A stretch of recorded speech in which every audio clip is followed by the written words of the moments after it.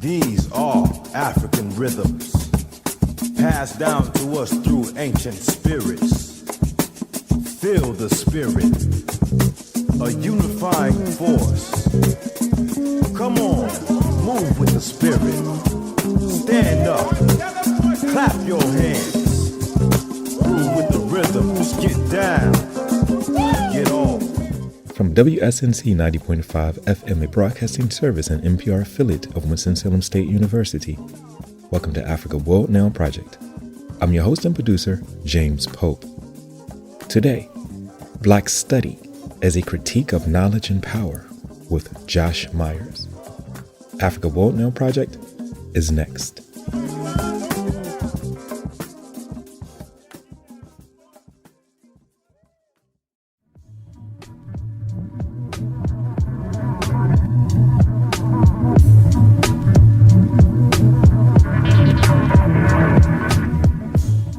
You hearers, seers, imaginers, thinkers, rememberers, you prophets called to communicate living truths of the living way to a people fascinated unto death. You called to link memory with forelistening, to join the uncountable seasons of our flowing to unknown tomorrows even more numerous.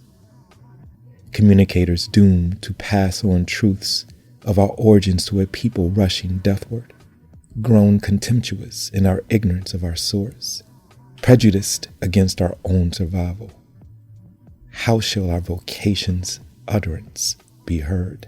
Akwe Irma, 2000 Seasons. Kamal Rashid, writing in Jacob H. Carruthers and the African-Centered Discourse on Knowledge, Worldview, and Power, posits that the sociology of knowledge is the study of the social construction of knowledge. It seeks to explicate the social contextual, political, economic, and cultural moorings inherent in all facets of human knowledge. Therefore, whether we are interrogating the conceptual imperatives of the state or capital, the mandates of school curriculum, or even the policy directives of white supremacy and the worldview orientations that it seeks to impose, we are still speaking of knowledge, its social construction, and the broader social milieu in which it occurs. Accordingly, when considered from the state's perspective, education must inevitably entail notions of legitimate knowledge. However, what is hidden within the language of legitimacy is the political economy of hegemony. The notion of, quote, legitimate knowledge is merely a ruse. It is a means of controlling the conversation about the process of formal socialization, which is schooling. Schooling in the United States is a process that does not typically privilege critical thought and action, but instead encourages conformity to hegemony, rewards apathy to the status quo, and punishes agency with regards to radical social change. When the state concerns itself with, quote, legitimate knowledge, it is not a departure from the historical processes that have established the supremacy of the West or the dominance of capital. This knowledge is of necessity a discourse interested in maintenance of the existing power relations. It seeks, as Edward Wilmot Blyden has asserted, to establish a system of domination. It is the, quote, slavery of the mind. This notion is further elucidated by the critical reflection from Steve Biko when he wrote that the most potent weapon in the hands of the oppressor is the mind of the oppressed. Kamal Rashid writes further in Jacob H. Carruthers and the African-Centered Discourse on Knowledge, Worldview, and Power that, for Carruthers, Africana studies was not simply an area of theoretical inquiry, but was a critical ground upon which intellectual warfare was waged. This intellectual war was not simply over the development of a body of knowledge focused upon African people, but was over the means of intellectual production, that is, the ideational matrix that interprets the world through a particular cultural lens and seeks to reorder the world's political economy along lines most consistent with this interest. The structures of knowledge, that is, dominant notions of knowledge birthed in the catacombs of imperial logic, are the foundational networks that weave together categories of thought that are derived from narrow expressions of power. Narrow in that most of the dominant frames that are forced upon those intent to understand the realities that make up their material conditions are consistently trapped within contradictions. The reification of this limited categorization of power is the web within which subjects of the state seek to find their place. A seeking of acceptance by standards that are defined and determined by those who themselves do not hold true power, but however, through the falsification of consciousness determines the realities of millions of people who subscribe consciously and unconsciously to the myths of this falsification, which it needs to survive. One place we find this being played out in its most aggressive form is through the disingenuous and empty notions of Black excellence, which is, in essence, an attempt to concretize the idea of the individual, a necessary process needed to combat the deep-rooted collectivism inherent in the Africana ancestral memory and historical being. How did we get here? Why are we here? What is preventing a collective mass rejection that pushes us to flip the matrix of lies that are put on the table? What we will hear next is Josh Myers in conversation with a study collective at the London School of Economics and Political Science, where he expands and explores a few of the ideas offered in his recent work of Black study. Also in the discussion are Remy Tawari, research student in the Department of Sociology, the convener of the Black Study Reading Group at the London School of Economics and Political Science, and Dr. Mavish Ahmed, assistant professor in human rights and politics, who is the moderator and chair of the discussion. In addition to being a member of the Africa World Now Project Collective, Josh Myers is an associate professor of Africana Studies in the Department of Afro-American Studies at Howard University. He is author of Black Study as well as We Are Worth Fighting For, A History of the Howard University Student Protests of 1989, Cedric Robinson, The Time of the Black Radical Tradition, and the soon-to-be-released Holy Ghost Key, as well as editor of A Gathering Together literary journal.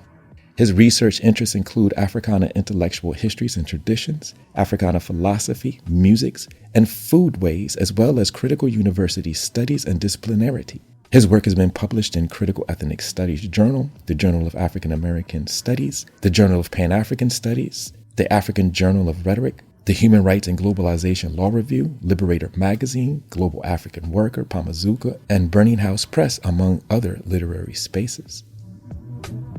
It is vital that you listen deeply to this program. Pause. Take a few notes. Think about what you have written. Press play, deep listen, repeat. Take your time, but move with urgency. The current moment requires it. Our show was produced today in solidarity with the Native, Indigenous, African, and Afro-descended communities at Standing Rock, Venezuela, Corporation Jackson in Jackson, Mississippi, Brazil, the Avalon Village in Detroit, Colombia, Kenya, Palestine, South Africa, Ghana, Haiti, and other places who are fighting for the protection of our land for the benefit of all peoples. Listen intently, think critically, act accordingly.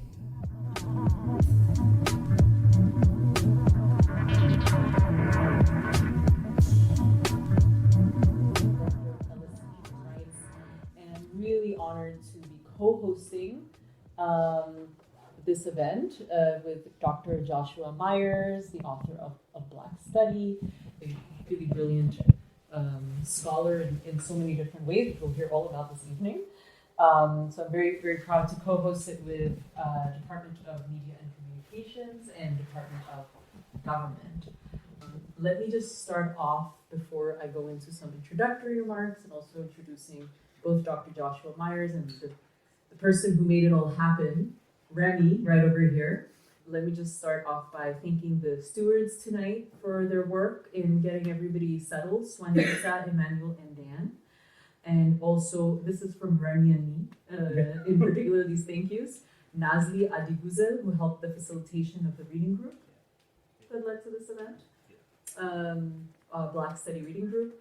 And Laura and Maddie from the Sociology Department, who are LSE Comms team, who helped booking, promotion of the event. I was asked to chair tonight, and it's such an honor to take on this role, to host Dr. Joshua Myers this evening, who's going to speak about his brilliant scholarship, which is revealed in his book, which I also had the pleasure of reading over the last couple of weeks, of Black Study.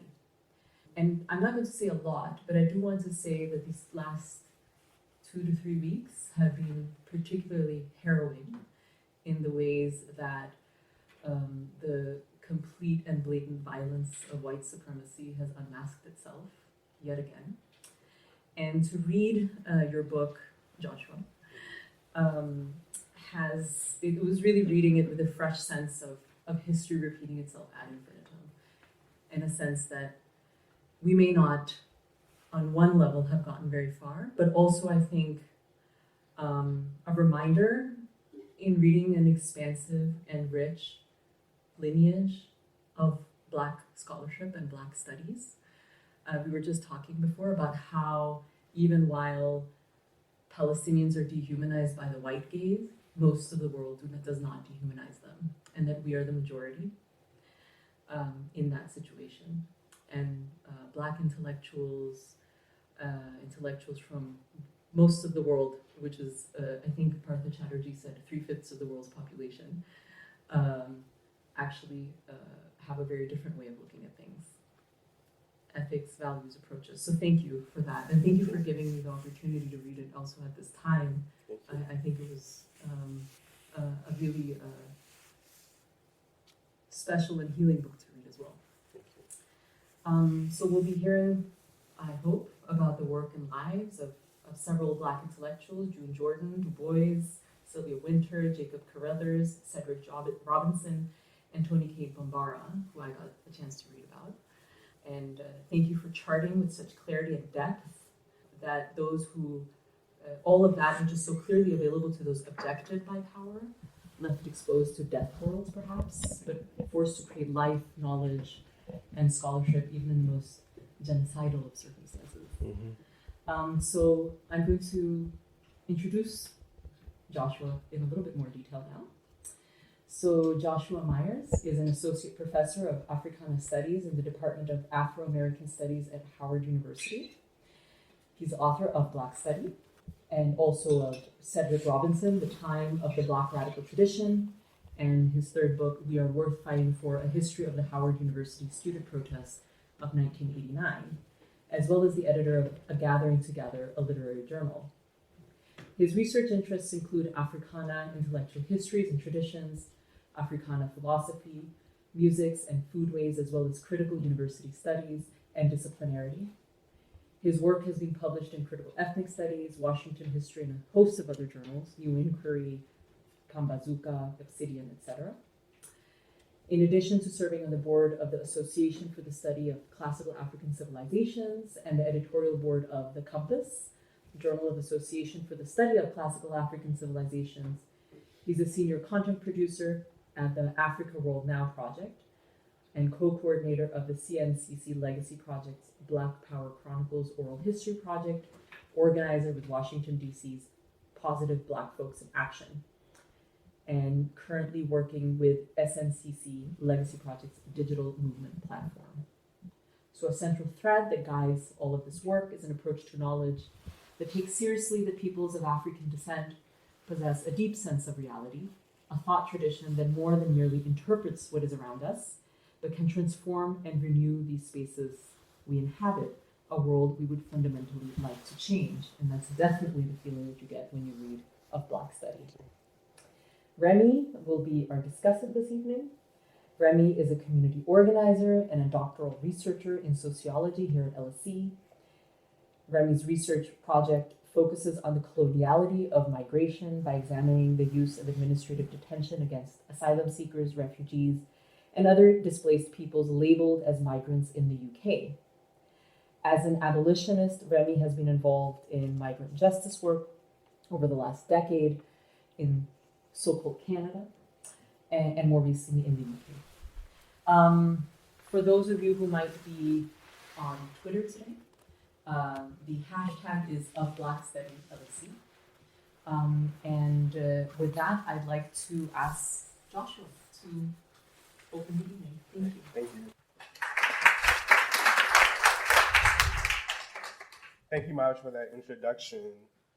And also, I want to echo all the thanks for the organizing of this event, and also thank you all for being here on a Friday. I don't know what else is going on, but it is Halloween weekend, But thank you all for being here. This is my first academic talk in London, so I don't know if that will be historic one day, but maybe. I want to start with June Jordan, moving towards home. Where is Abu Fadi, she wailed. Who will bring me my loved one? The New York Times, September 20th, 1982. I do not wish to speak about the bulldozer and the red dirt, not quite covering all of the arms and legs. Nor do I wish to speak about the night-long screams that reached the observation post where soldiers lounged about. Nor do I wish to speak about the woman who shoved her baby into the stranger's hands before she was led away. Nor do I wish to speak about the father whose sons were shot through the head while they slit his own throat before the eyes of his wife. Nor do I wish to speak about the army that lit continuous flares into the darkness so that others could see the backs of their victims lined against the wall. Nor do I wish to speak about the piled up bodies and the stench that would not float. Nor do I wish to speak about the nurse again and again raped before they murdered her on the hospital floor. Nor do I wish to speak about the rattling bullets that did not halt on that keening trajectory. Nor do I wish to speak about the pounding on the doors and the breaking of windows and the hauling of families into the world of the dead. I do not wish to speak about the bulldozer and the red dirt, not quite covering all of the arms and legs, because I do not wish to speak about unspeakable events that must follow from those who dare to purify a people, those who dare to exterminate a people, those who dare to describe human beings as beasts with two legs, those who dare to mop up, to tighten the noose, to step up the military pressure, to ring around civilian streets with tanks, those who dare to close the universities, to abolish the press, to kill the elected representatives of the people who refuse to be purified. Those are the ones for whom we must redeem the words of our beginning. Because I need to speak about home. I need to speak about living room where the land is not bullied and beaten into a tombstone. I need to speak about living room where the talk will take place in my language. I need to speak about living room where my children will grow without horror. I need to speak about living room where the men of my family between the ages of 6 and 65 are not marched into a roundup that leads to the grave. I need to talk about living room where I can sit without grief, without wailing aloud for my loved ones, where I must not ask, where is Abu Fadi, because he will be there beside me. I need to talk about living room because I need to talk about home. I was born a black woman, and now I am become a Palestinian. Against the relentless laughter of evil, there is less and less living room. And where are my loved ones? It is time to make our way home. The first line of Black Study reads, "We are surrounded." It was meant to evoke the idea that our enemies surround us. They are everywhere. In the streets, in the wilds, in universities, in the conceptual logics that structures our study. What has been called knowledge, determines what is real, what is possible. A definition of the horizon of our destinies that has been created often without our participation. Yet it has real meaning and detriment to our lives, to our living room. It is to the question of these knowledges that of Black Study is principally concerned. It is concerned with asking what kind of knowledge system reifies the destructive categories of race and gender, organizes the world under those signs, and creates categories for human flourishing out of the exclusivities that these signs imply. It seems to me that we might need to know that, but really know it, not merely think we know it, or that we can know it by reference to its creator's ways of knowing it. We need to know these knowledges at their core, from a position outside. For this sort of knowing might reveal how the settler and colonial regimes which surround us require conceptual maintenance in order to produce its sovereign order,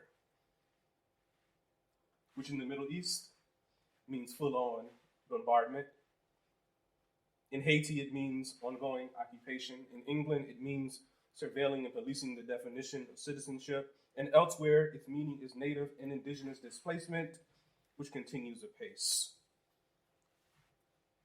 For the world must be made safe for capital. There is no alternative, even at the expense of human relation to the environment, which is everywhere, but none more violent than in the formerly colonized peripheries. In all those places, everywhere we are, that constellation of belief means and results in violence. These violences maintain their hold on us, on the political realities facing humanity. And so, yes, material reality and political choices matter a great deal to how to make sense of and oppose this mess that the West has created. But all of these are knowledges.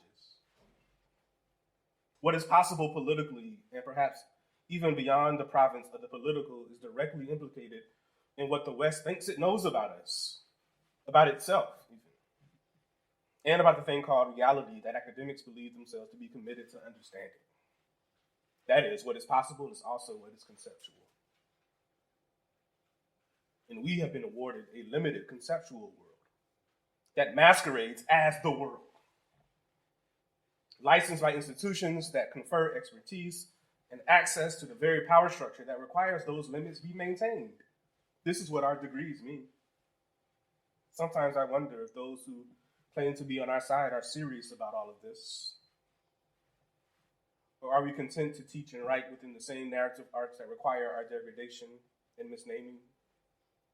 To have our academic conferences and describe reality only to ourselves and feel better about ourselves as we attempt to rescue our fraught disciplinary or academic knowledges with lovely addenda? That is, oh, wouldn't it be nice to include the others? But mere inclusion into the mess does not resolve anything. It does not even address the issue. For neoliberal order has figured something out, often with the complicity of its attendant university knowledges, that there are some who think whiteness can be displaced by simply removing itself as the face of the problem. This seduction enables the West to get away with, or think they have gotten away with, continuing United States empire through black faces in charge of the Department of Defense, or to the UN mission. And here in the UK with a dark face in charge of the changing sane conservative antagonisms, in hopes that some of us will conclude, see, we're not racist after all. Sometimes I wonder if those who claim to be on our side are serious about all of this. As university complexes are more concerned with buying and selling real estate than they are with taking a stand on the side of oppressed peoples,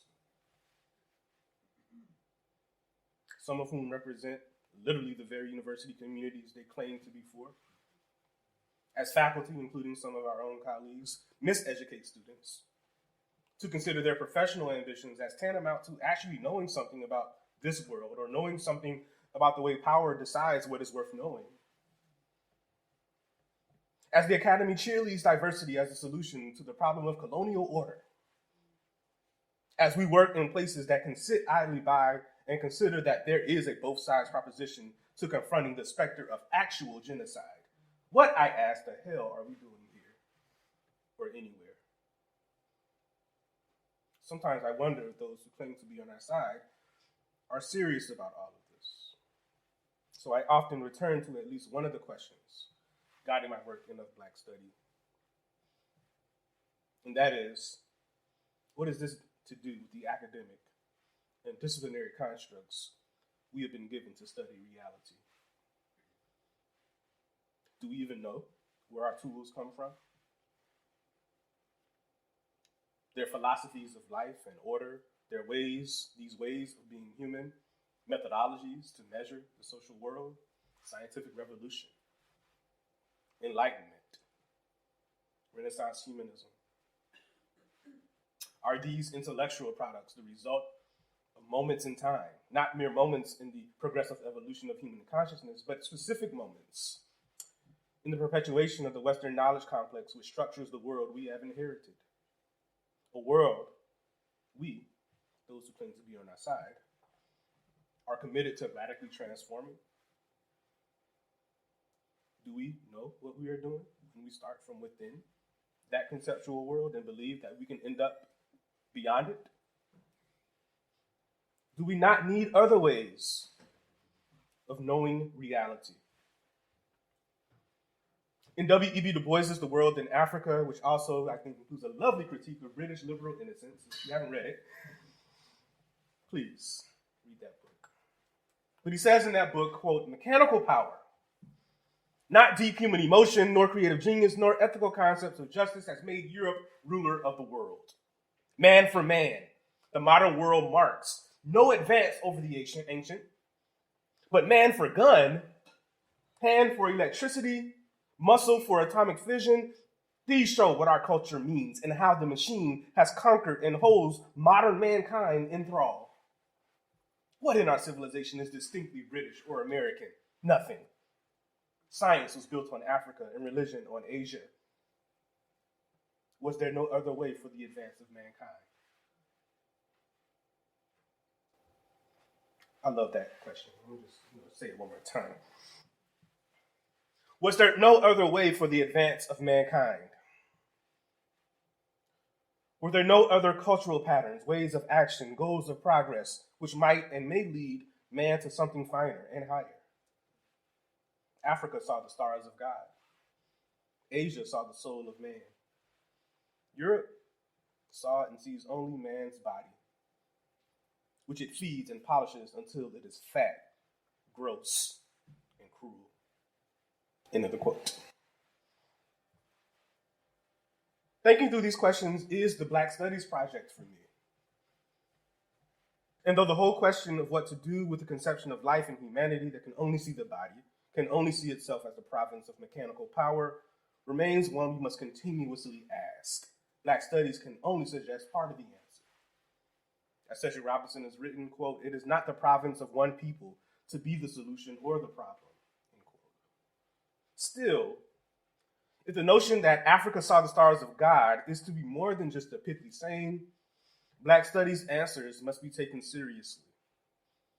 In Of Black Study, I try to point to the ways certain intellectuals address themselves to the problem, how they develop a Black critique, an African response to humanity's problem space, how they define freedom from and beyond this mess. So, also in the first chapter of Black Study, there's this quote, so I'm going to quote myself. In their conceptions of liberation, the thinkers explored here, however, center ways of being and existing, and of making worlds differently as the meaning and nature of freedom. It is W.E.B. Du Bois's declaration that to the formerly enslaved, freedom was God. The human rhythms of a general strike found in something more than just the American economic order. It is Sylvia Wynter's activation of Black ritual and jazz life as foundational to oppositions to New World economic arrangements. It is Jacob Carruthers' ability to see in both Black intellectual traditions and Black struggles in revolutionary Haiti the continuity of an ancient African tradition of deep thought concerned with the nature of the moral, spiritual universe. And it is Cedric Robinson's Black radical tradition as a way of accessing the meaning of how to live against Western notions of the political. These were their terms for otherwise. So I think about again what it means for us to be serious in this moment of ongoing chaos and catastrophe occasioned by a fascist and settler colonial recalcitrance that has us living and working in spaces alongside those who aid and abet it. I wonder what it might mean for us to turn away from these spaces and toward each other. I wonder if we will do what is required. I wonder what will happen if we do not. I am becoming fearful in my wondering. I am unsettled by this wonder. I just don't know if we are all certain that we need to unlearn and undiscipline ourselves to even have a chance. I do not know if we even still believe in a we. In these moments, I remember too that our ancestors wondered. And in their wondering, we got closer to another world. When the Maroons wondered, we got closer. When the Black radical intelligentsia wondered, we got closer. When we move ever closer to each other, we enable the imagination. This might be our most radical praxis, our most significant organizing strategy. How might we, as Tony Cade Mbara once intoned, get basic with each other? In the years where our awareness that we were in a pandemic was at its peak, we had to figure this shit out because the state did not protect our vulnerability to almost certain death and or disabling. In order to survive, we had to draw upon other kinds of principles. Still, many of us did not make it, for we were surrounded.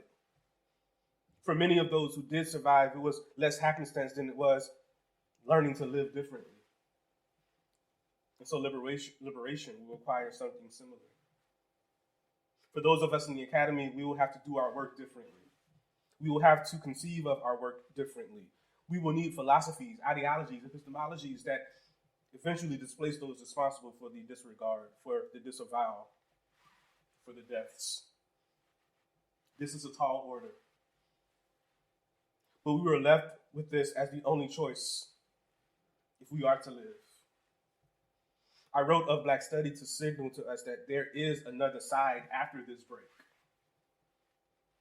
There are 6 intellectuals, committed radical thinkers and artists that I focus upon in the text.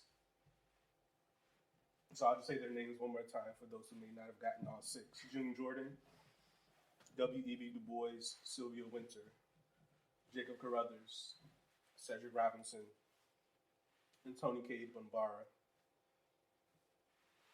But please do not let that fool us. That number cannot obscure that there are more. As C.R. James wrote years after he finished the Black Jacobins, referring to Toussaint Louverture, he says, I should have wrote about the other Toussaints, the thousands more. Our genius as intellectuals is derivative.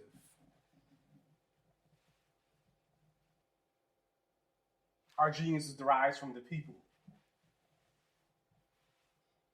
Our people.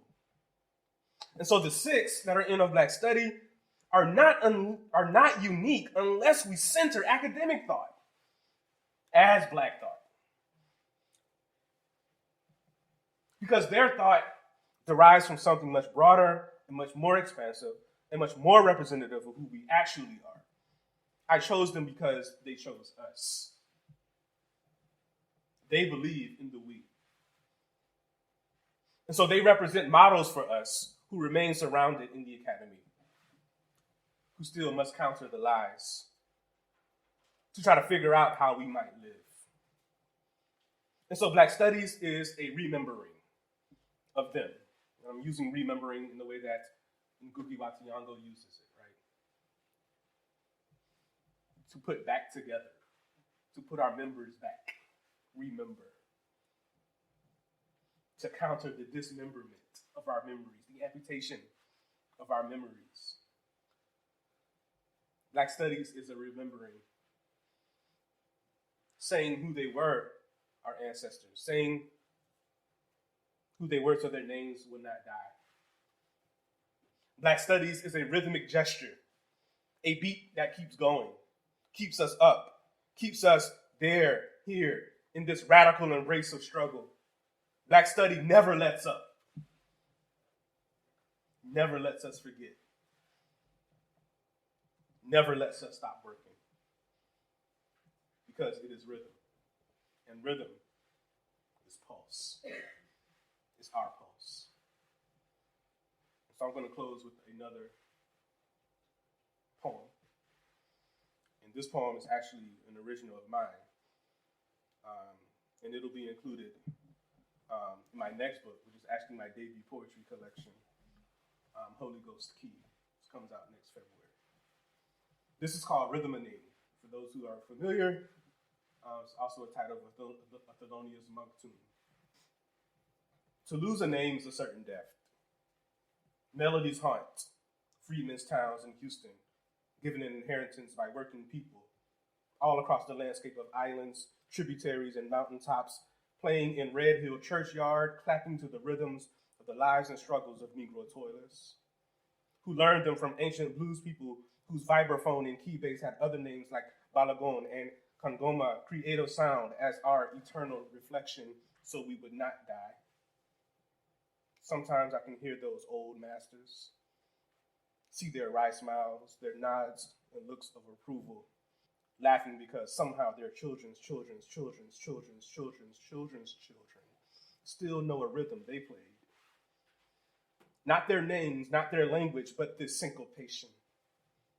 Names unknown reappear through death portals in the sound that brings the chill, the whoo, the tears. This rhythm is a libation, a rekindled ancestral fire, making their names show up and break open a drumstick or mallet burdened with carrying thousands of years of memory. They show up to tell us that freedom is in the rhythm. Living is playing rhythm and name.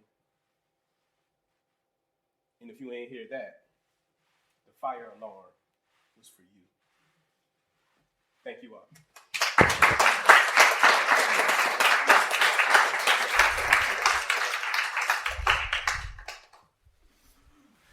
I won't say anything, but definitely undid the university. It was right up there. So I was asked to answer to Joshua. No, I didn't ask. I actually decided I would answer to him. So my name is Remy. Actually, just to explain how this event happened is I found Joshua's book.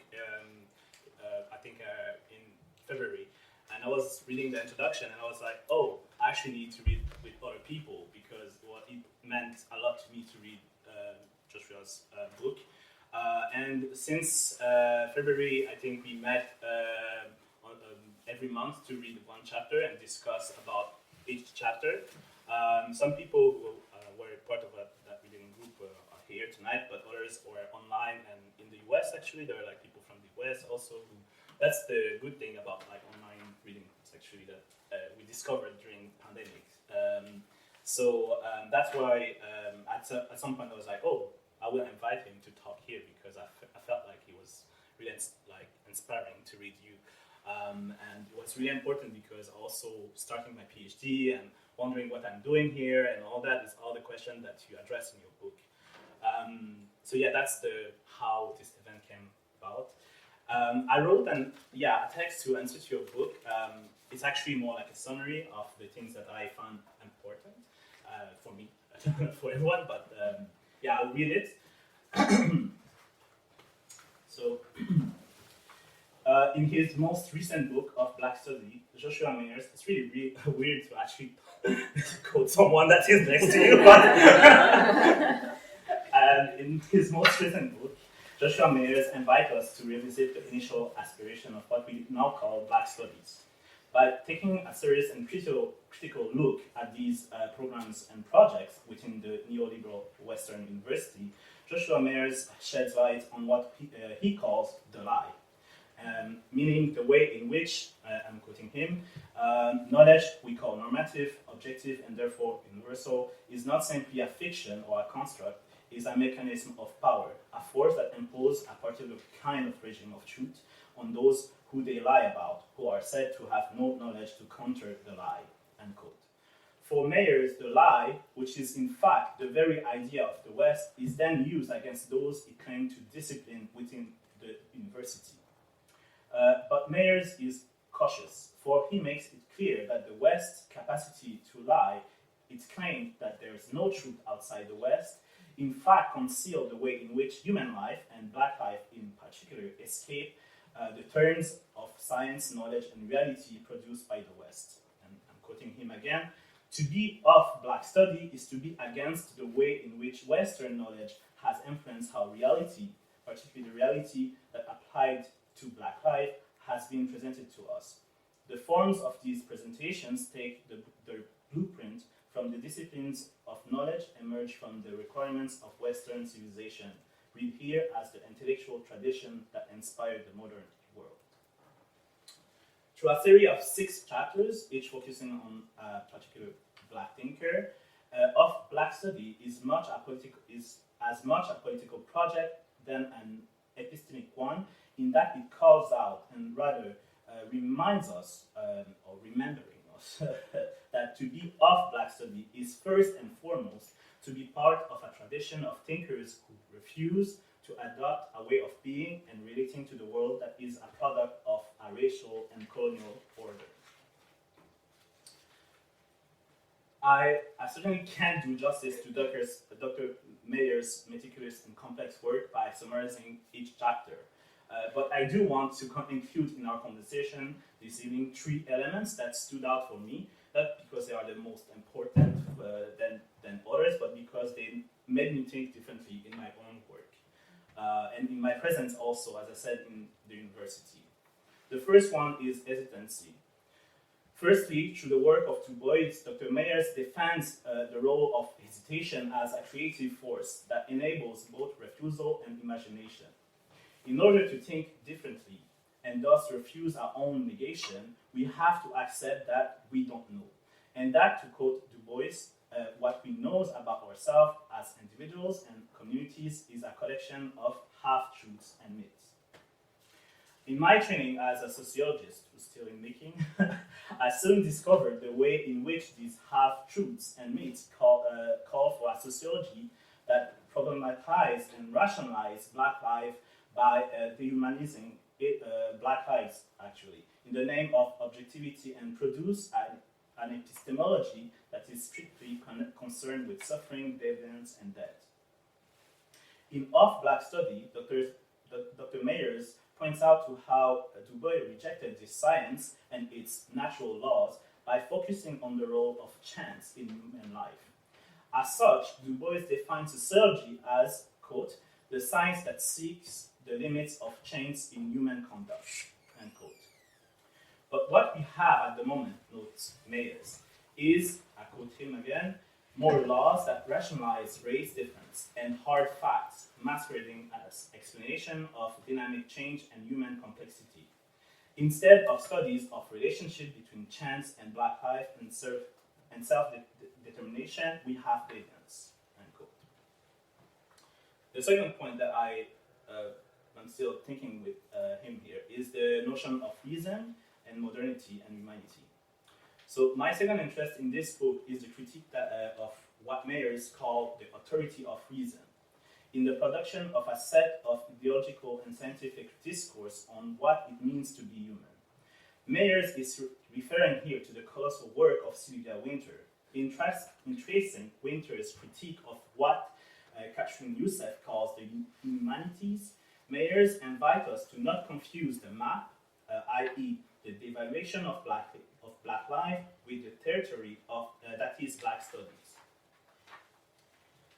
As with Du Bois, Mayers show how Wynter's work is much more than a study of the evaluation of Black life, but an in-depth investigation into the assumptions of Western knowledge production, starting with what Carothers cite as the monopoly of humanity.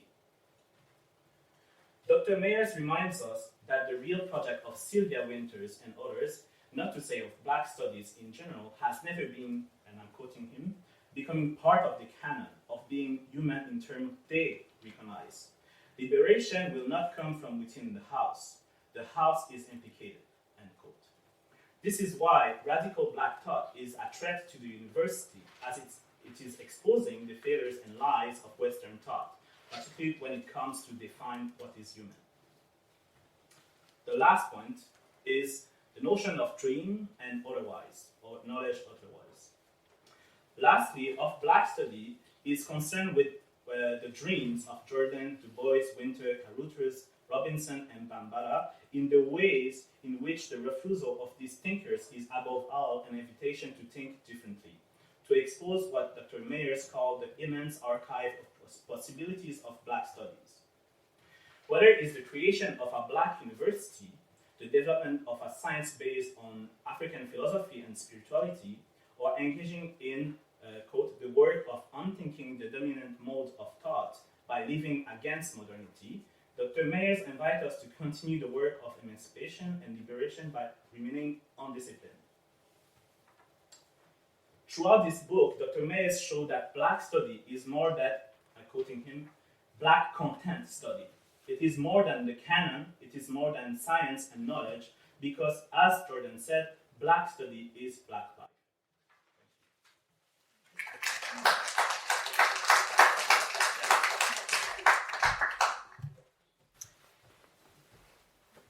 Joshua, I thought maybe if there's any thoughts you have from Remy's response, you wanted to share that. Otherwise, we can open up. It's a true reading of my intent. I think that's something writers can never take for granted. So it says something to the power of whatever happened in the study group to come out with a.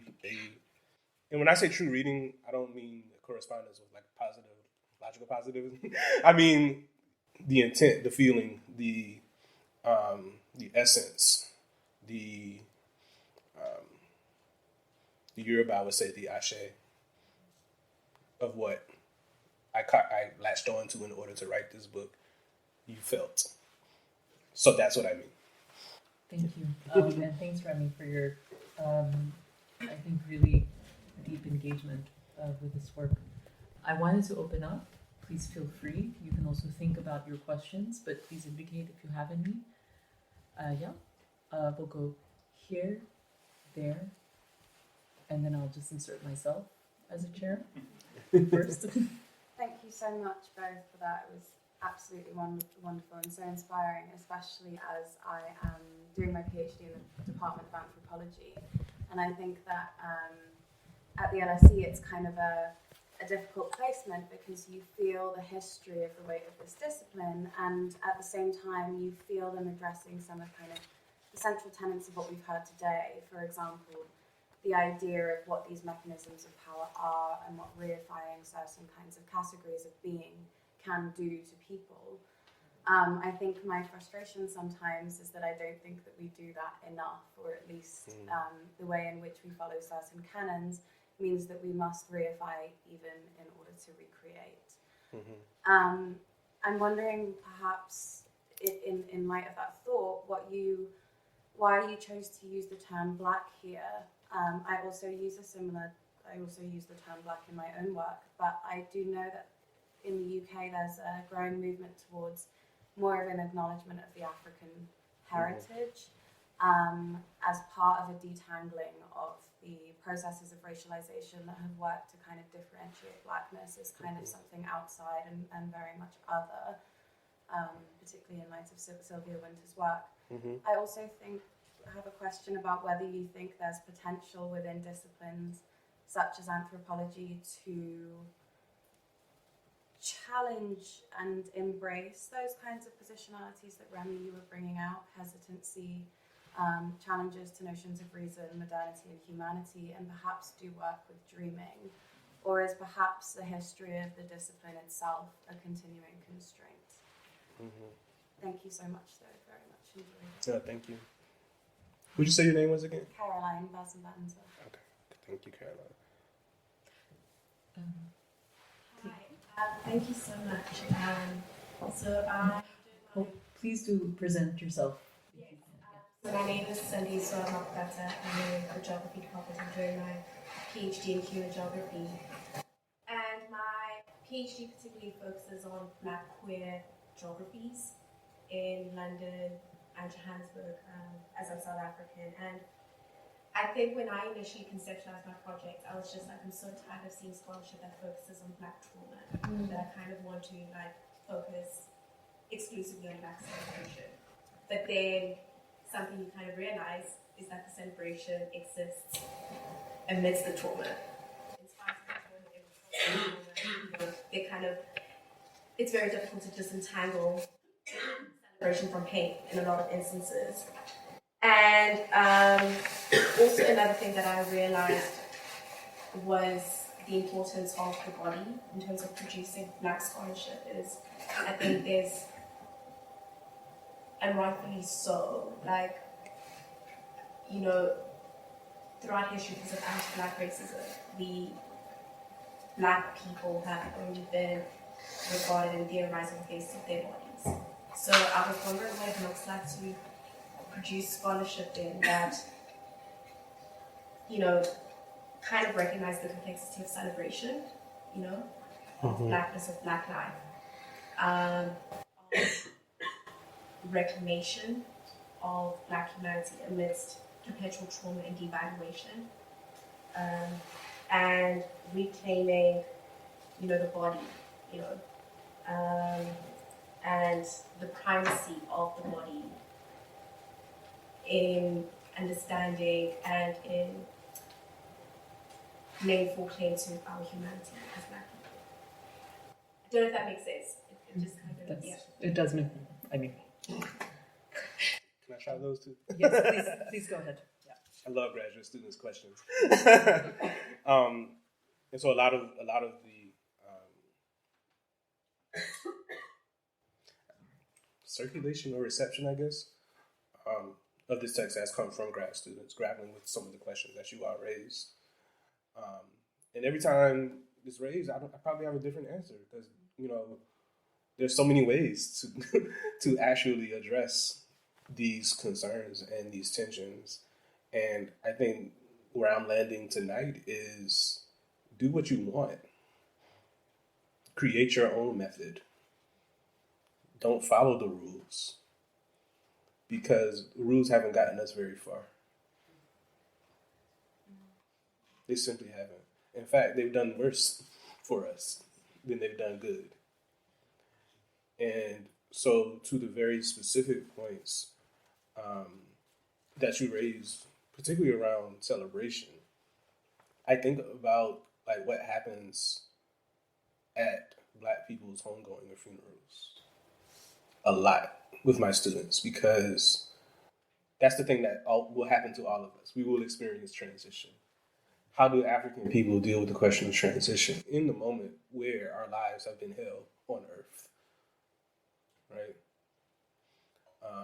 The gospel singer Shirley Caesar says, you know, I'm not going to go through hell on earth and then die and go to hell too. What does that mean? Right? Or you look at our music, our spirituals, right? This notion of flight is always present. You know, flight becomes the way to deal with this notion that this person won't be subject to, right, the turmoil anymore. They've flown away. Toni Morrison writes about this in Song of Solomon, her novel. Flight becomes this theme. And flight is also the way that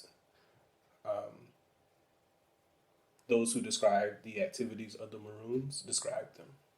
And so the Maroons who escaped slavery and created new societies were described as being in flight. Right? And so maybe one way to think about celebration amid turmoil is to really think about this notion of flight and how flight and movement and taking or creating separation between oneself and the meaning of that turmoil is the actual mode of address that our people have taken. And I think about that a lot because you mentioned geographies. There's not many places for us to go anymore, right? Materially, physically. But there are places we haven't been yet in terms of our conceptual world. And so what does it mean to take flight from the accepted and from, that's what queer life is, right? To take flight and build something alternative to the thing, even as we are experiencing what may look like to the naked eye turmoil, right? I was talking to a organizer who, in broadest terms, he's a member of the movement for Black Lives and in many different formations, but he's also in the house scene, right, in the United States. And one of the first times he said he brought those two things together was when he realized that, you know, the movement work wasn't giving him the same feeling the same sense of purpose, even that the house scene was giving him. This queer space that was created, right, as a maroon alternative in many ways for those who have been quote unquote disregarded or even discarded. And that's really what the scene is, not just voguing, it's actually creating a space for people to live. And so I think about that.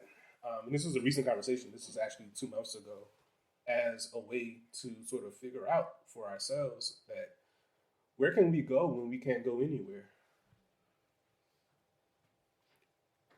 To me, that means inhabiting spaces differently now,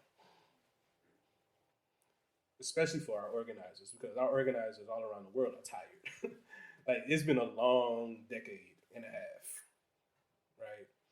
And so we got to figure out where we can go now to remember ourselves, right? Remember our purpose and go back into the world that we still need to change and transform and make inhabitable for humanity. Because if we don't do that, the world will reset, and it is resetting, and it might reset without humanity, right? And so it's urgent. It's, there's a lot of, the word that you use, really interesting word, turmoil, right? But at the same time, there are traditions of people who are repurposing these particular spaces. And I think geography is a great lens to think about it. Like, where can we go when we can't go anywhere? When we are surrounded, where can we go, right? To your question, Caroline, about using the word Black, it's really about affirming a tradition for me. And so Black Studies was the first nomenclature that was used in the late 1960s when these formations were first produced. But when you hear me talk, I often use Africana Studies to name that same project. And I think both are right. They're both righteous, even terms, but they signify different parts of the whole. Black Studies signifies the political and historical legacy of this particular struggle. They were consciously linking themselves to Black student unions, to the Black Power movement, to the Black art movement, right? Which, of course, has connections to the concept of political Blackness. Africana Studies comes out of a very specific maneuver, though. And it may be similar to what you were describing. A decade in, circa 1979, 1980, they decided that the term Black was not expansive enough to explain the human cultures and histories that were under this designation of study. And what that meant was they needed a word that could at the same time have a political resonance and a cultural and historical resonance that linked people in time and space. And Black could do that, but it's a harder task for the term Black to accomplish. And so James Turner and John Henry Clark, two really important figures, both of them are now ancestors, in the evolution of Black studies, they began to use the term Africana Studies, circa 1980. And that's kind of the tradition that I come from as well. Now, Fred Moten, Stefano Harney, several years ago, almost a decade ago, really more than a decade, developed this notion of study as a singular project, so Black study. And they did that in order to distinguish the study that happens within and beyond the walls of the university, which is also my tradition. And so I'm borrowing from their impulse to name something that is not reducible only to departments and disciplines and tenure and promotion and things like that, right? Because what we have to do is remain connected to the places where study happens. And it's not just in our classrooms and not just in our research labs that study happens. Study happens, one of my favorite forms of Black study is jazz, right? That's where it happens. And, in our churches, everywhere, right? And so that's what this term sort of evokes. And what I've noticed is that, especially in the wake of like digital technologies that have kind of taken over, there's much more interest, in fact, beyond the academy than there is in the academy in this kind of work. Much more interest. And I think that's meaningful. And so we had to figure out what the connections to those spaces look like. And so that's where this terminology sort of comes from. My name is Amarachi. I'm from King's. I'm the War Studies Department. Thank you so much, Joshua. Ruby and I have discussed this book at length. One of the kind of things that I think really stood out for me is this idea of the Black spectacular, the Black fantastic. Okay. I suppose. And I really struggle with that because I feel that at times it can verge on the esoteric and the overly aesthetic. And I struggle with this personally in my work, in my research, where I'm engaging with various aspects of Black life, particularly in Tanzania and South Africa. And while I am attempting to move towards reclamations, move towards refusals, I'm also struggling with making Blackness and Black life very ordinary and very regular and very everyday. And I think this is a bit of a balance, a bit of a tightrope that I feel, particularly among sort of disciplines that are attempting to reorganize themselves. Yeah. I'm also aware that the institution is also intentionally doing this. And what does it do to further detach Black folk from livingness by making them this sort of,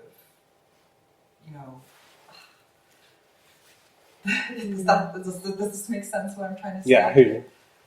What does it do is it counterproductive in terms of really fleshing out Black folk? And I had connected but not also, but I think you sort of touched on it with Carolyn's question, particularly thinking about the various conversations that are going on in Blackness, particularly in the UK context, and also various other European Black experience, Afro-European experiences.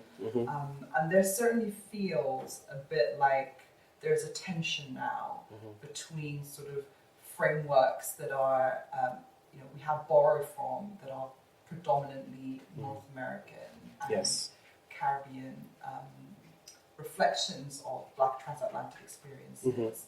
But it's a pushback that I'm not comfortable with personally. But I feel that I'm kind of wondering how you're responding to that. Do you feel that, particularly when you have a title like Of Black Study, what are kind of like your experiences navigating that? So, very interesting set of questions. And I'm going to come back to your first question about whether or not we can do anything with the disciplines as they try to reform themselves. But it connects to this one. And one of the ways disciplines are trying to reform themselves is by making Blackness into something that they can also add to their project. But it's an adding. It's not a reconceptualizing. It's saying that let's put some Black paint on this, right? So much of that is attractive to a generation, I would say, of academics who come to these particular spaces with no previous commitments. And we know them. I work at a predominantly Black institution. Most of the faculty have no actual commitments. But they also study Blackness, right? You know what I'm saying? So it's, for them, Blackness is spectacular. It's the thing that they are, it's their research interest, not a life interest. Even as Black scholars. And so it's you can imagine what it's like to work alongside these types of individuals, right? When something as, as urgent as, I don't know, pick something, what's happening in Haiti right now, or West Africa. Howard has no comment, or Howard scholars have no comment about it, because it doesn't affect their lives, right? Or they don't see how their lives are affected or connected. And to your point about, this sort of borrowing, if you will, and I wouldn't even use the word borrowing because we are the same people. Right. So this notion, I read a review of that book. I forget brother's name, but This Is Not America or something like that. And this notion that, this notion that blackness here is different because of, as if empire didn't happen. Right? Or as if black life here is not in many ways connected to the ravages of empire, right? There's this sort of this liberal erasure that I see happening because America gets to be the big and bad racist country. That's not us. Even as it, has resonances across these differences. In fact, I teach a whole 2 weeks on my Black Thought in the Diaspora course on Black Britain. And our students, once they get the text, once they get in terms of these connections and the political kind of relationships that have been shared for generations, the diaspora wars stop immediately because the diaspora war is a fiction, right? It's a social media fiction. Let's look at the concrete reality. And once they are able to do that sort of displaces it. But now that fiction gets wide purchase in a publishing industry that needs for there to be a conversation around blackness that's not serious at all. And that's why a book like that can be published and could be reviewed in some of the largest publications in the world. It's like, oh my God, they're talking about race in Great Britain, but they're not talking about it like America. This is interesting. This is new. No, it's not. And so that's sort of what I think about when you raise that. But also, are you familiar with Richard Iton's work on the Black Fantastic?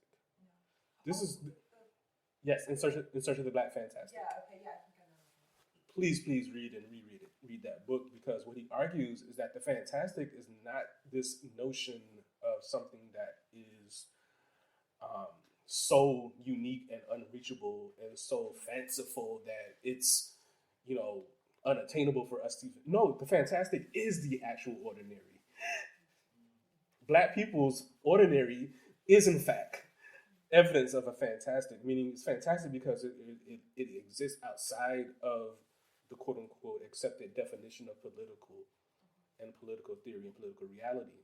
And so just really quickly, the thesis of that book is that when you exclude people from political access or political sovereignty, whatever it is, their quote-unquote response or their quote-unquote reaction or their quote-unquote political opposition takes places in ordinary spaces. Tell me I can't vote. All right, so I'm going to put my politics in the blues. And then you have to reckon with it differently, because this is going to circulate much better than somebody's political argument or essay. That's the fantastic. And in fact, he says these are minor key sensibilities in Black folks. And so it's I'm wondering how that book, because that book takes us from Cold War United States to Garvey and Garveyism all around the world. It takes us to anti-apartheid, South Africa. It takes us everywhere, because everywhere you see exclusion, you see Black fantastic. And the Black fantastic emerges in the cultural and art space.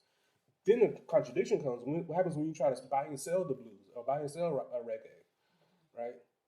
In fact, there's a whole chapter that talks about lovers rock and how lovers rock emerged at a particular moment, and then reggae comes later on, and how these things circulate and what it means for us to talk about these notions of love and romance and then revolution as if these two things are completely different categories, when they in fact they were not to the people creating these particular expressions. That's the Black fantastic, right? And so, to me, getting to a point where we can understand all of this, we can't abandon the word Black to people who don't want it to be all of that too, right? I think we have to keep it. I think we have to keep it and root it in something that is not these sort of fictions that are appended to it by a knowledge complex that is seeing it as a commodity that they can buy and sell. And that's difficult to do. And I think, again, music provides us a great lens for that, right? So the moment somebody decided to put the blues on the record, like, that's a certain depth. So you have to remake it into something else. The moment somebody decides to put lovers rock, you have to make it into something. this constant recreation, right? But not losing the core, because the blues is still in R&B, right? Or it's still in neo soul, or it's still in whatever we create next, right? But it's moving out to speak to a different reality, because the appropriation is something that we have to resist constantly. That's why all of the musics are radical, right? Or considered to be radical when they start. Like, oh, this is a radical thing. We don't understand it. In fact, we hate it. It's like, yes, that's the thing that we should be doing. What they hate first. Because that's where the resistance happens. And I think the same is true of all of our expressions of the fantastic, right? Even beyond music, right? We have to resist the appropriation by understanding that it's resisting a kind of definitional singularity. Is it, I guess, like you can't define it in the way that contains it. It's like when I ask my students, what do you mean by soul? Nobody can answer that for real. But you can say when somebody don't have soul. Well, this has no soul. But what do you mean? It just doesn't have it. This thing that can't be defined or contained, that is in everything. And when you try to appropriate it, doesn't feel the same. Like when you try to buy and sell soul, it's like, no, we don't want that.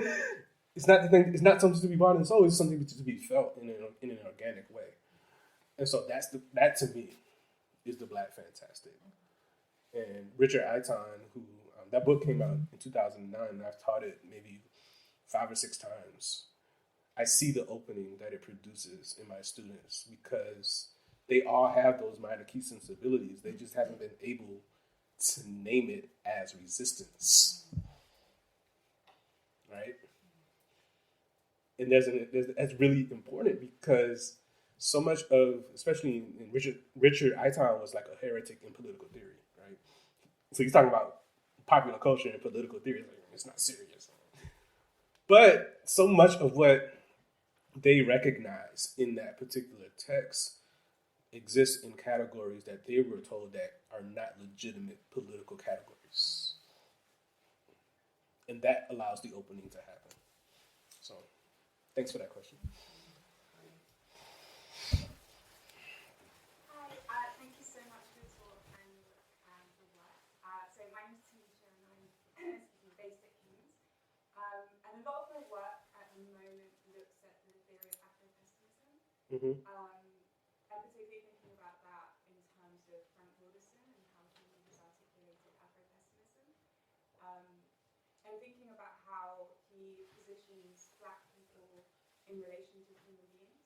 Mm-hmm. And the kind of controversies that come up around that positioning. And my work looks at health inequality, so I often talk to my students about this theory and kind of ask them questions about how we can think about Afro-pessimism in anti-racist work. Mm-hmm. So when we're recognizing these racial disparities in health outcomes, and we think about this positioning of Black people in relation to human beings, like how helpful is this framework in kind of teasing out and reducing and resolving some of these health outcomes. Mm-hmm. So I'm just wondering what your thoughts are on Afro-pessimism and Mm-hmm. this idea of Black people as being non-beings. So thinking Yes. of us as non-humans. Right. So I actually, in chapter 2, which is on Sylvia Winter, there's a really, I think, probably 2 historical evolution of that. She roots it in, I shouldn't say 2. I say that because you would not expect the conversation to start in 15th century Spain, right? Most people kind of root that conversation in not only the English-speaking world, but in a very recent sort of evolution, probably the 19th century for most people in race science, right? If they go back that far. But Winter is like, no, it's in Spain. Why is it in Spain? Spain is confronting this as they are, quote unquote, colonizing the New World, right? And so she's thinking about Spanish conversation, Portuguese conversation that, Britain and France only inherit. and add to, certainly. Germany too, right? And so in that chapter, we go back to that particular moment, 14th and 15th centuries. And in particular, the transition from a religious designation to a political one. And the designation is all about, in a broad sense, who belongs, right? It moves from who is Christian, who is infidel, to who is citizen and who is slave, right? And it's not automatic, right? It takes a while, right? And it takes a lot of intellectuals to make it happen, right? Many of these are colonial intellectuals who are actually building universities to, in fact, help structure this, right? And so, interestingly enough, this happens before there's even a concept of science writ large. I mean, there's what Aristotle was called science, but there's not quote unquote scientific revolution yet. So it's happening in the humanities first. It's the humanist conversation, which to me gets at what Wilderson and others are trying to get at, is that there's something funky at the root of the very definition of political order and political society that has exclusion baked in. It's baked in. But Winter takes us to the root, or at least one root. I mean, we can probably find multiple roots if you think about this long enough, right? And this thing was put in place by the time Africans are introduced, 1502. She writes about this with respect to the Portuguese, right? They moved from being called pretos to negros, right? And the negros is a very specific political designation that meant non-human and slave, whereas pretos simply described how they looked. And so when this change happens among the Portuguese and the West Central Africans, the Bakongo peoples, that's when the notion of what Wilderson and others are talking about, that's when it takes root, right? But it took root because there was something before, and something before, and something before, and something before. And so for me, I think that project is really important in helping people understand the modern world, like where we actually are, right? There's a reason that, Haitian lives are not considered precious, that we can actually turn away in the face and in specter of their decimation, or even the Gazans. We can turn away, right? And so Afro-pessimism helps us understand that, even as there are some who will argue that Afro-pessimism doesn't help explain Islamophobia or so, but I think it does. It should, in fact, right? I mean, there are African Muslims. In fact, when you think about, some of the religious identities of the initial enslavers, some of them saw the Africans as infidels first, right? And so Islamophobia is actually implicated in this whole thing. And so all of that to say, Afro-pessimism can help us understand the antagonism. I think when it moves away from that, or when we move beyond that, it doesn't help us understand what happens after the break. In other words, I think it forces us to accept that the antagonism is all there is.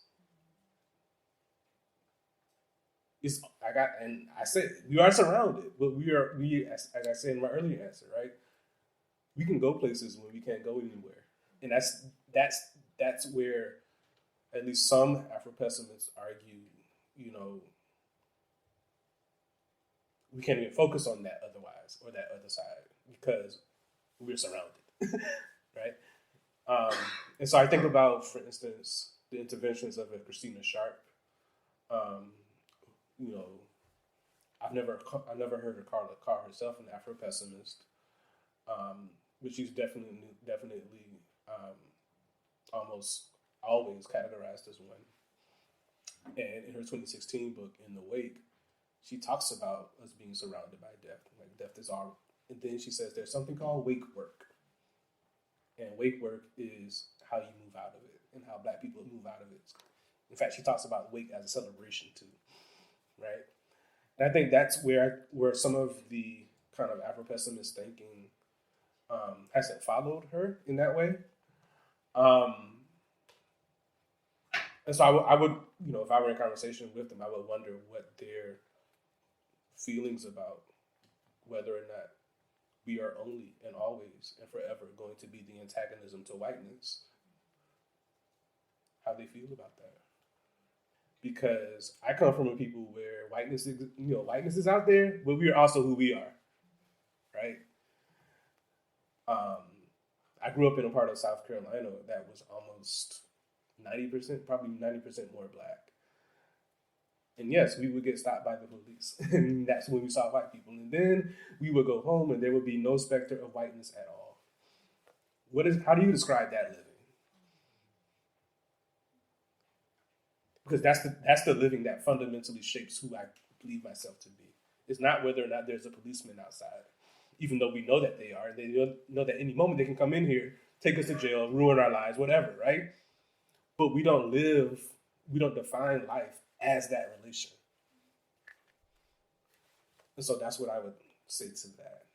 And it's something that I'm constantly thinking about because there's, at least in the United States, one segment of the Black graduate student community, I'll be very specific,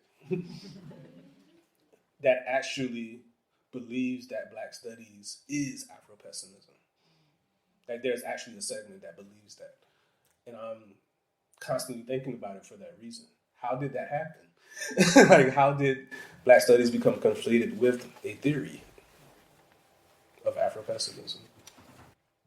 To me, it means there's something happening in our graduate programs, that's the most attractive lens.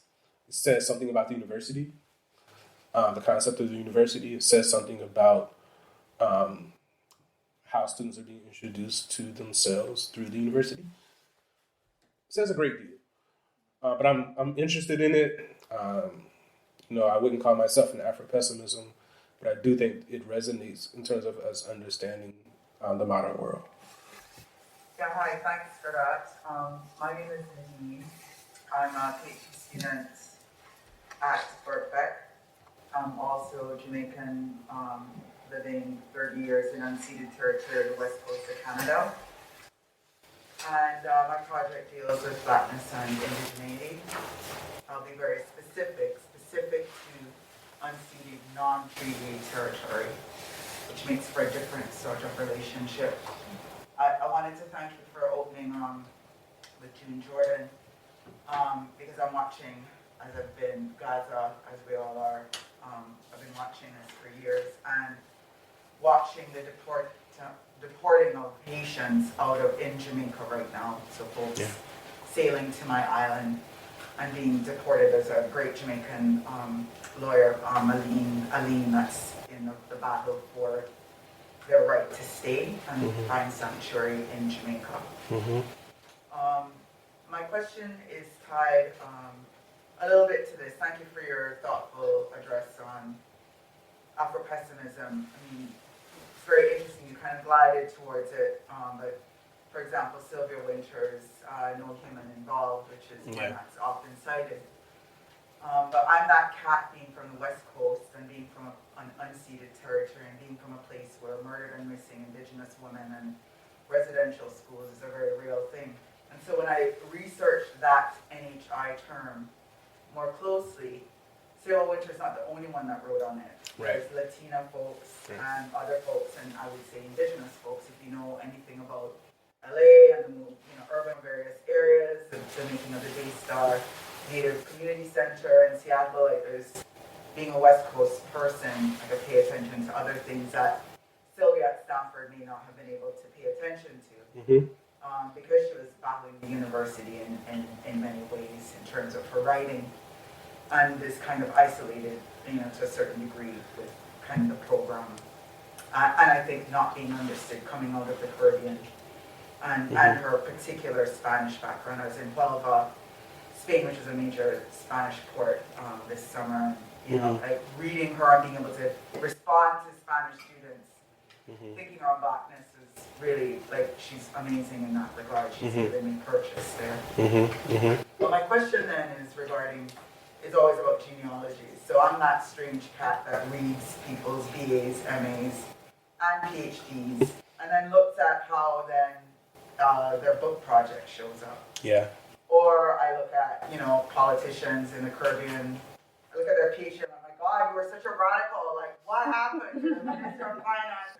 So I'm very interested in your PhD at Temple and its construction, because what I see here is that, you had Cooper and you had Bond. You had a few women that I'm being very vague here, and I don't want to disrespect the breadth of your projects and what you did. I'm quite interested in how that, how it's constituted, because Winter's not in there, and Jordan is not in there, nor is Bambara.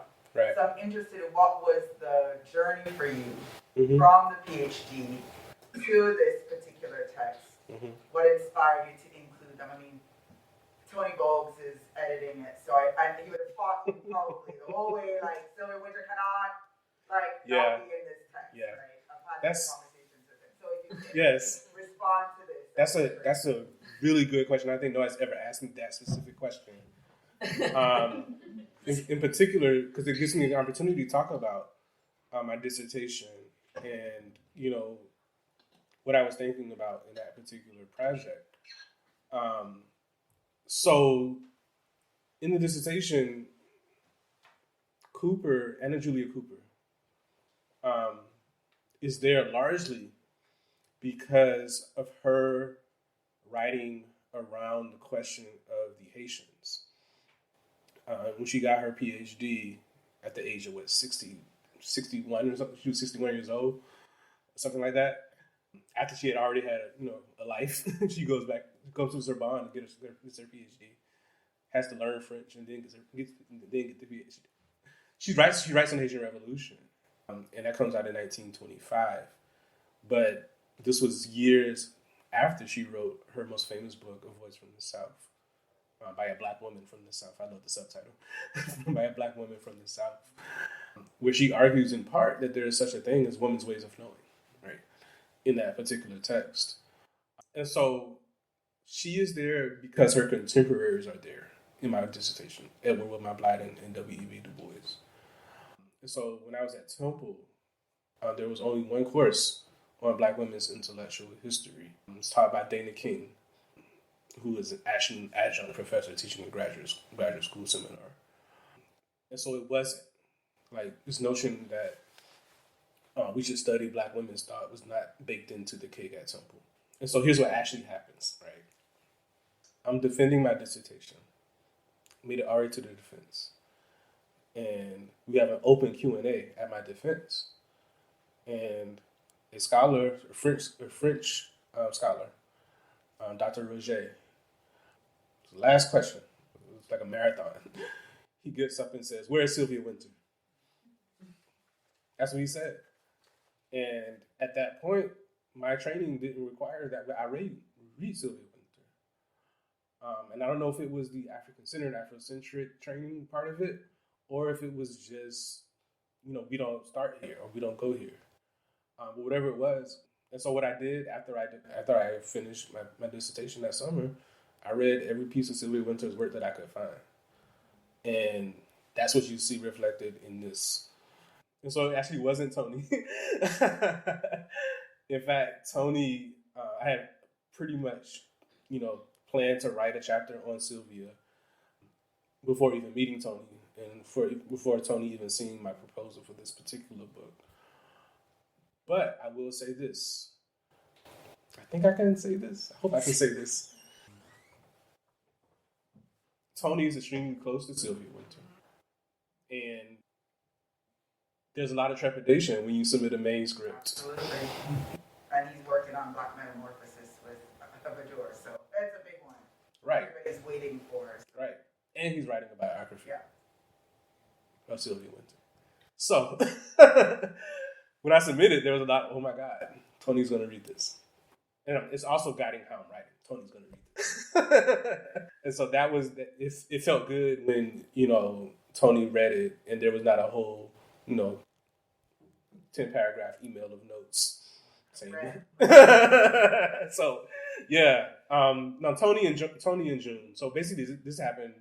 Connor Thomas Reed, who's at City University of New York Graduate Center, and his comrades basically went into the archives, City College's archives, and found all this writing that Tony and June and others, including Audre Lorde, Adrienne Rich, because they were all colleagues.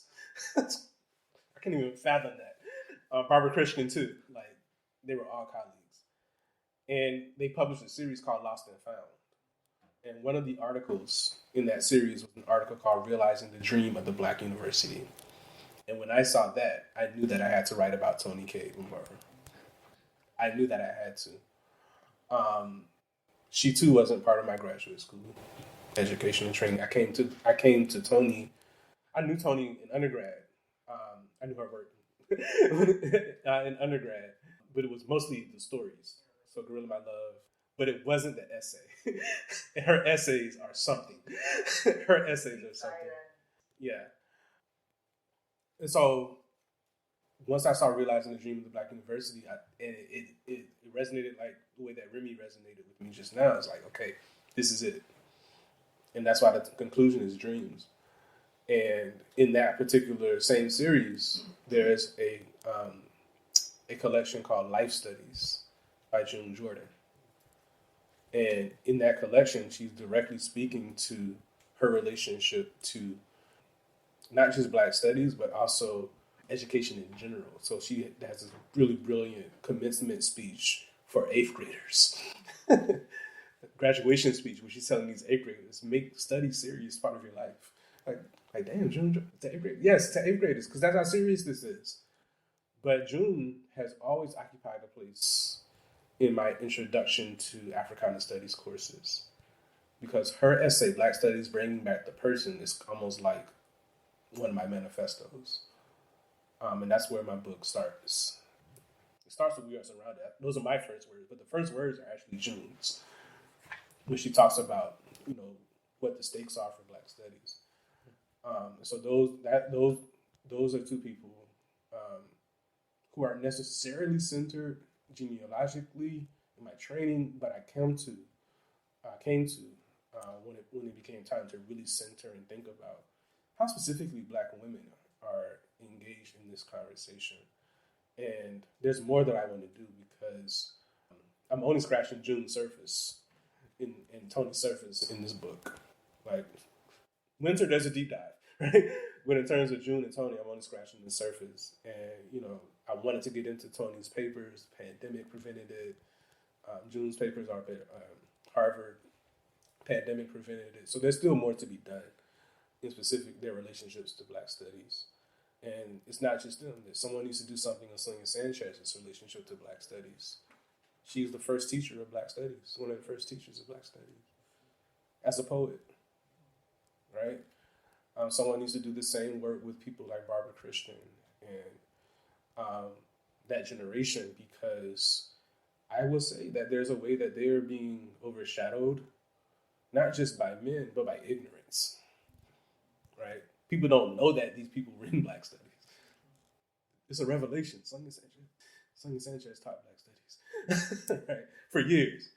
And so, yeah, I think that ignorance is because of the credentialing and where they taught, right? And it's also the case that, artists were more prominent as professors during that era, right? Sun Ra taught Black studies courses. James Baldwin taught Black studies courses.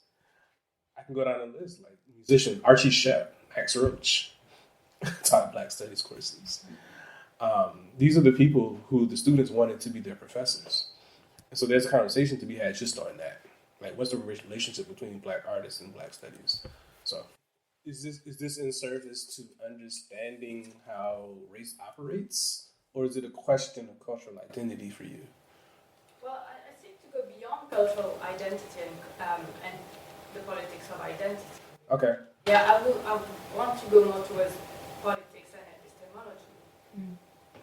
But like I said, if we are a bit murky about the idea of blackness, how do we then, for example, identify resistance or those patterns that we see in the Black Atlantic, like refusal and the names that were named, Christina Slav and all those big names, really. Yeah. How do we go beyond that?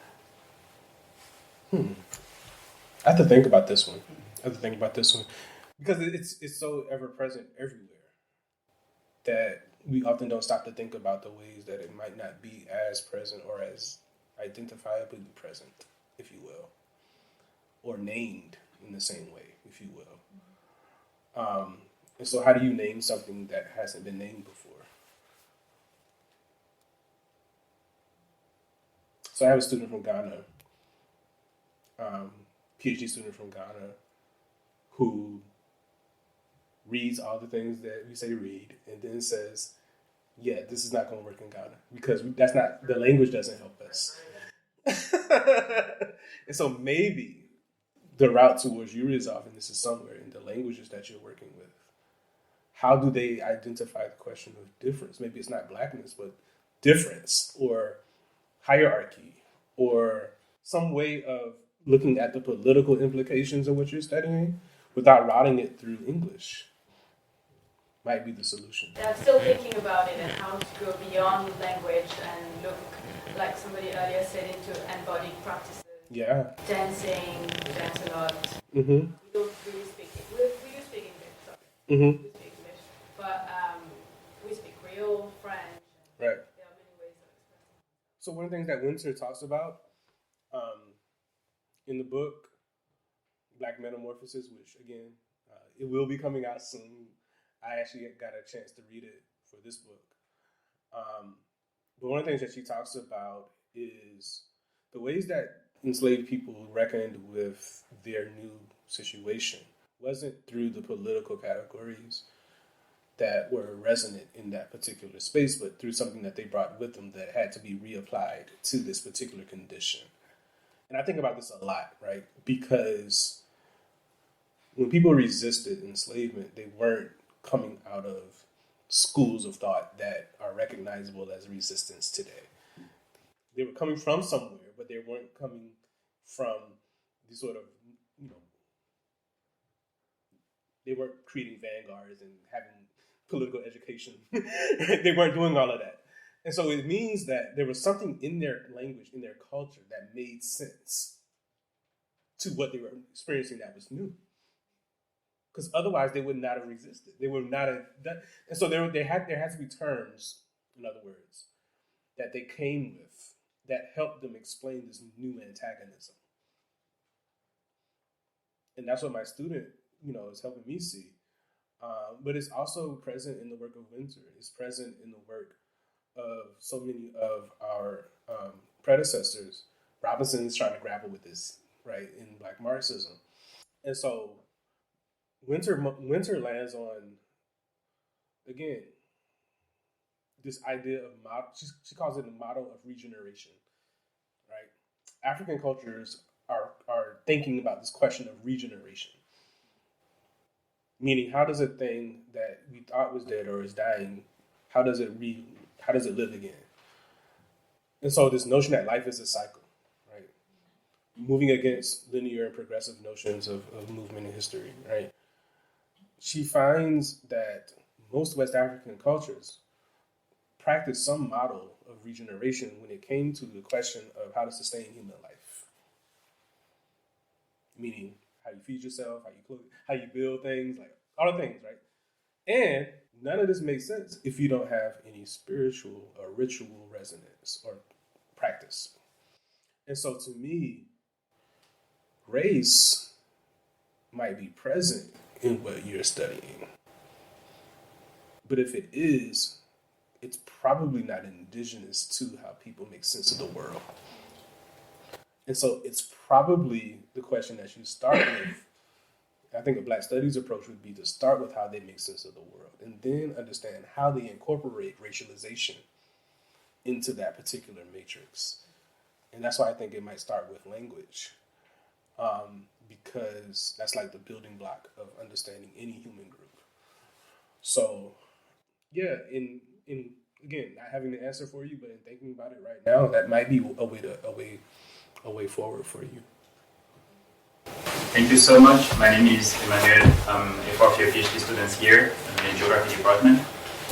And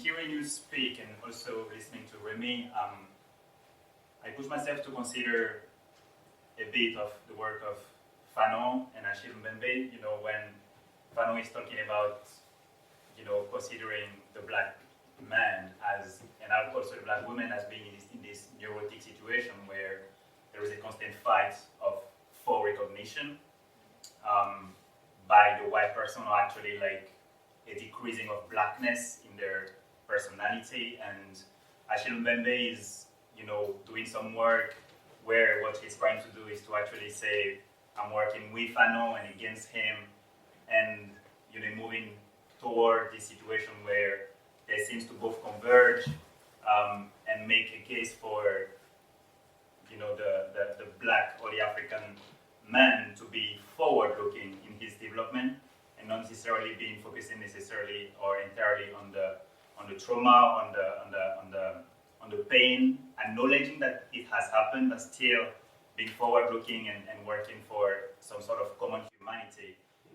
And thinking about that, I'm tempted to ask you, would you consider your work on Black study to be, or where does your work would stand, in regard to, both these argumentations about defining, blackness or, Africanity, if I can use that word. Mm-hmm. It's certainly on the African side, I think. I hope it's on the African side. And the reason for that is, I think part of recognizing that we're very old people, right? Is that, our life doesn't start when somebody designated us as the blacks. It doesn't start there. Nicole Hannah-Jones, who's my colleague, she's probably been to London at some point, talk about the 1619 project, right? This notion that Black life starts in 1619 in many ways is what that stipulates, or Black American life, as if there is a starting point. The children's book version of the 1619 project is literally called Born on the Water, meaning Black life starts in the middle passage. I was like, no, it doesn't. It does not. Which means that if it doesn't start there, how do we orient ourselves when we are describing ourselves? And so for me, it's really this is also Sylvia Winter. Like, we have to really engage with Africa on Africa's own terms, but certainly we have to engage with Africa in order to get out at least part of this mess. And so I resonate strongly with Fanon when he talks about this notion of sociogeny and turning over a new man and all the things.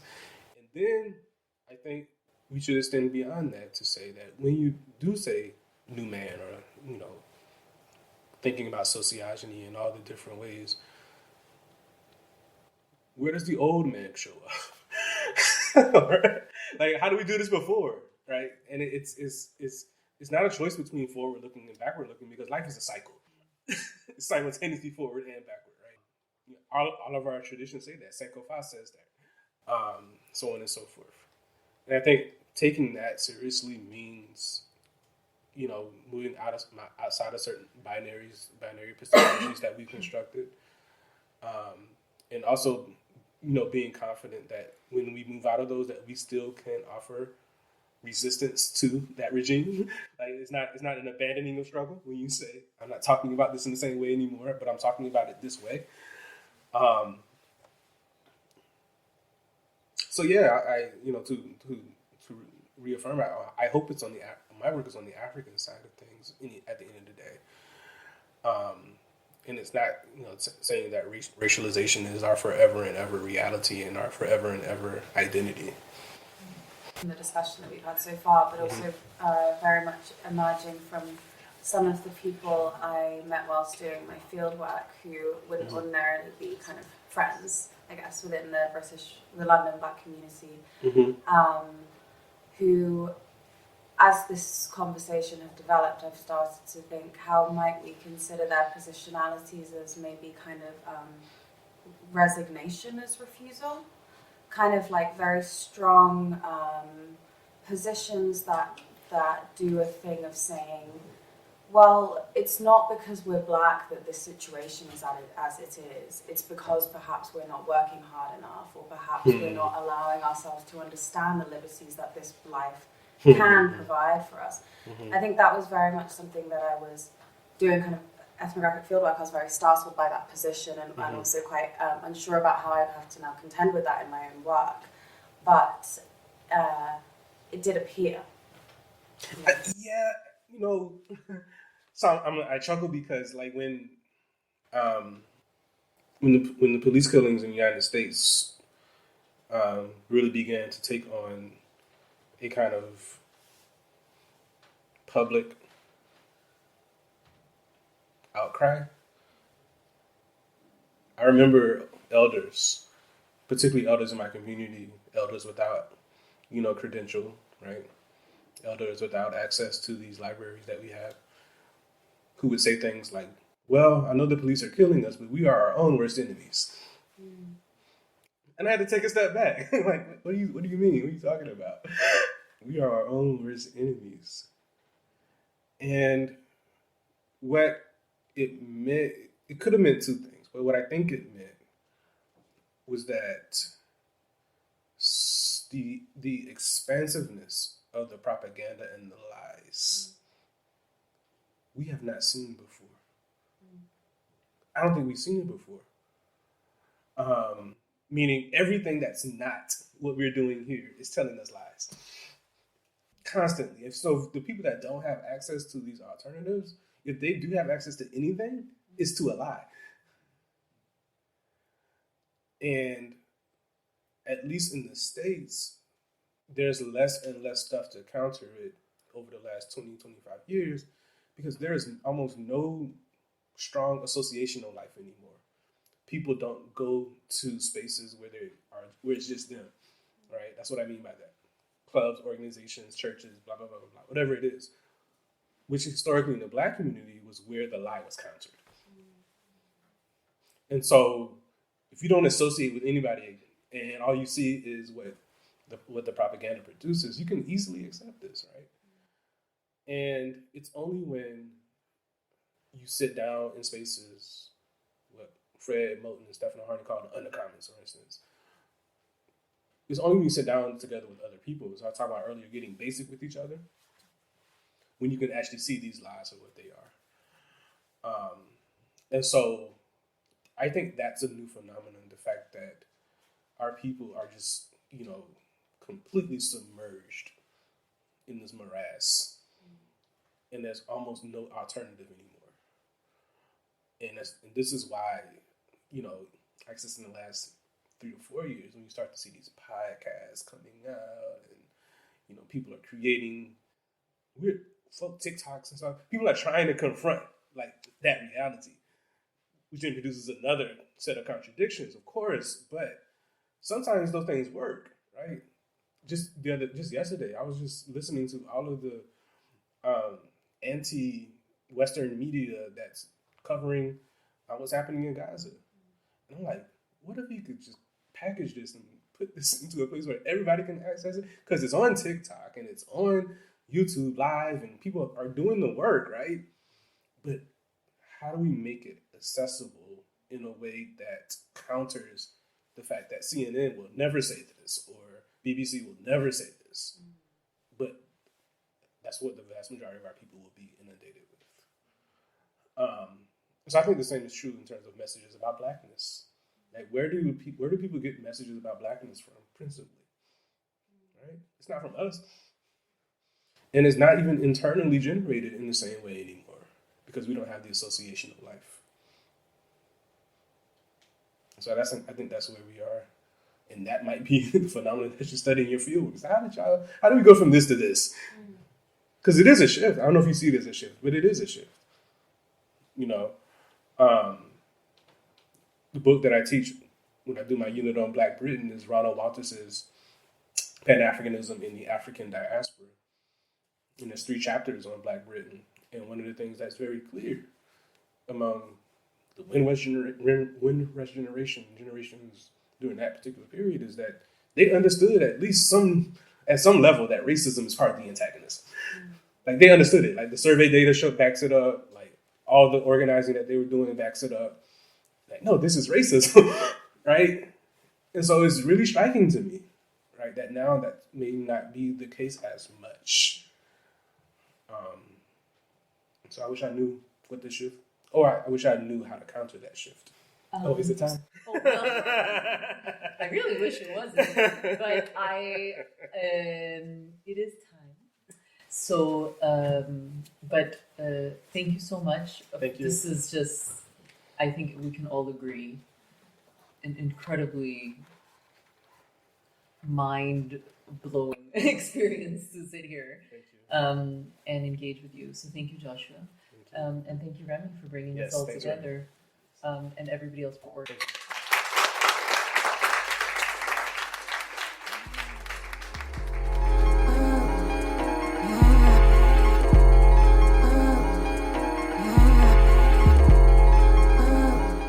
That's it for Africa Woke Now Project for this week. I would like to thank you for joining us today and look forward to spending time with you next week. Follow us on Twitter at AFWRLDNWPRJ. Instagram at Africa Woke Now Project. Access to our other media platforms can be reached through the bios of our social media. I'm your host and producer, James Pope.